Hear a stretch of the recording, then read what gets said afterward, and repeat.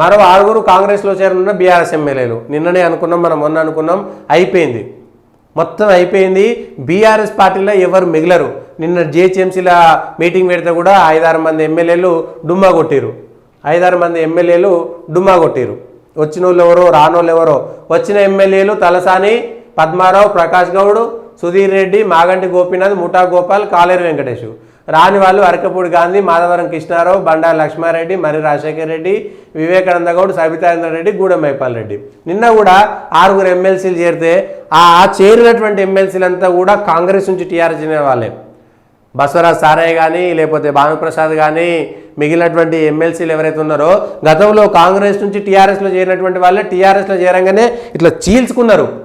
ఆ భానుప్రసాద్ గారు అనేటువంటి ఎమ్మెల్సీ గారు అయితే ఇట్లా చీల్చుకున్నారు. టీఆర్ఎస్ నేను అసలు కాంగ్రెస్ను నా బూతులు తిట్టిరు ఏ డిస్కషన్లో పోయినా. మళ్ళీ వాళ్ళే వచ్చి ఎస్ భానుప్రసాద్ గారి పేరు తీసుకుంటున్నా.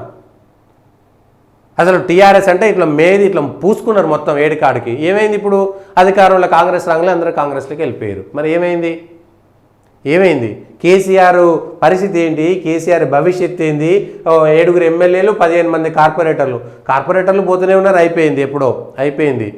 ఈ అవిశ్వాసం పెట్టేటువంటి అవకాశం లేదు కాబట్టి జిహెచ్ఎంసీ పరిధిలో ఈ ఎమ్మెల్యేలు వచ్చిన వాళ్ళు కూడా ఉంటారా పోతారా అనేటువంటిది ఏం లేదు. వచ్చిన వాళ్ళు ఉంటారా పోతారా అనేది లేదు. అయితే కాంగ్రెస్ 10 ఏళ్ల పాటు అధికారంలో లేకపోయినా జాతీయ పార్టీ కాబట్టి బ్రతికి బట్టకట్టగలిగింది.